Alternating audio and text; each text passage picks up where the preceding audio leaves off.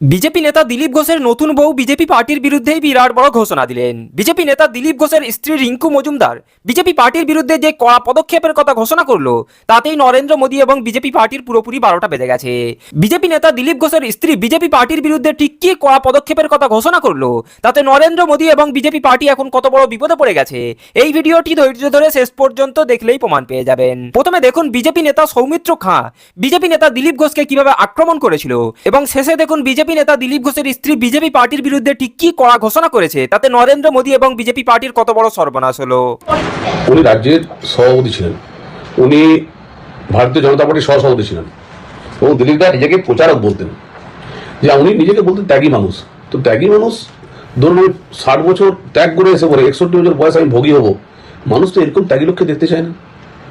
কি করে মানুষের কর্মীদেরকে বোঝাবো যে পার্টির স্ট্যান্ডের বিপক্ষে যাচ্ছে একটা সিনিয়র লিডার হয়ে?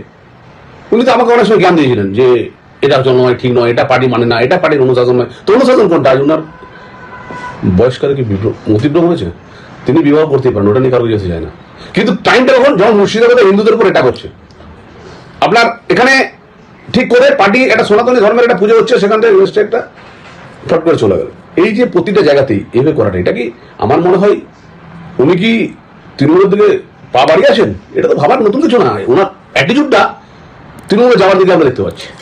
উনি ব্যতিক্রমী, অনেক এক্স ওয়ার্কার এক মিনিস্টার বড় বড় নেতার থেকেও উনি আলাদা, তাই ওনার জনপ্রিয়তা এরকম ম্যাসিভ লেভেলে। আমি ওনাকে অ্যাকচুয়ালি মানাই করেছিলাম 24 ঘন্টা আগে, যে দেখো গতকাল মানে আগের দিন মর্নিং এ না গেলেই ভালো হয়। ফাইনালি ওনার ইচ্ছে ছিলেন, আমি ওনার সাথেই আছি। যারা ইম্পোর্টেড না বিজেপিতে, প্রবলেমটা তাদেরই, তারাই দেখুন বেশি প্রতিবাদ জানাচ্ছে। যারা ইম্পোর্টেড, যাদের নিজেদের মাল্টিপল আইডিওলজি ছিল, আমাদের আইডিওলজি একটাই। আমি কোনো সিপিএম কংগ্রেস টিএমসি থেকে আসিনি।